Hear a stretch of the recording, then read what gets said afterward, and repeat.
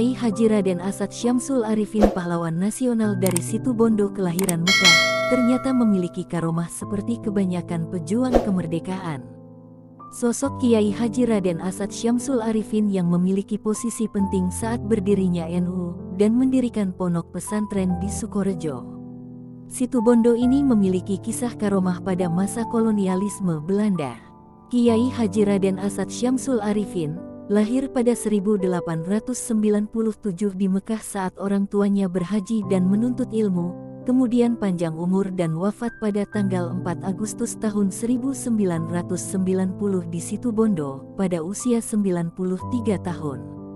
Pada suatu pagi, di sebuah pasar di Madura, Kiai Asad sedang berjalan sambil membawa lidi. Ketika sampai di tengah pasar, ada seorang tentara Belanda yang mengganggunya.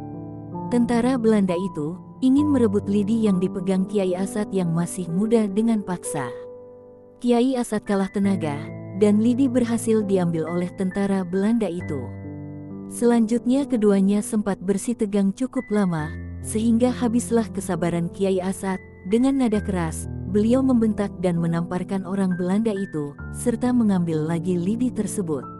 Seisi pasar menjadi heboh. Tentara Belanda tersebut kaku, tidak bisa bicara, dan badannya tidak bisa bergerak sepeninggal Kiai Asad muda meninggalkan tempat. Pejabat Madura kaget dan mencari Kiai Asad muda yang sempat bersitegang di pasar.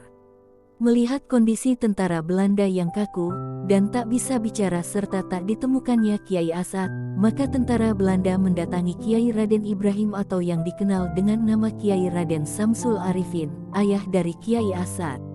Perwakilan mereka memohon pada Kiai Syamsul Arifin, membujuk putra kesayangannya, untuk memaafkan dan mengembalikan orang Belanda di pasar tadi seperti sedia kala. Kiai Syamsul Arifin terkejut mendengar kabar tersebut, karena tidak mengetahui hal yang terjadi di pasar tadi pagi.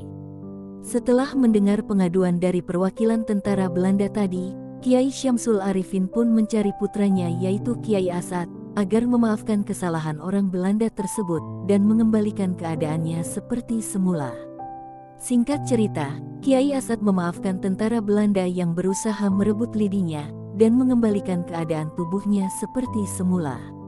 Kiai Asad berdoa kepada Allah, dan dengan izinnya, tentara Belanda yang sempat bersitegang di pasar tadi kembali seperti sedia kala, bisa bicara dan tubuhnya bisa digerakkan hingga dapat beraktivitas kembali. Demikian karomah Kiai Haji Raden Asad Syamsul Arifin yang diberikan atas kehendak Allah. Semoga kita mendapatkan barokahnya beliau, amin, amin, ya robbal alamin. Sekian, terima kasih. Wassalamualaikum warahmatullahi wabarakatuh.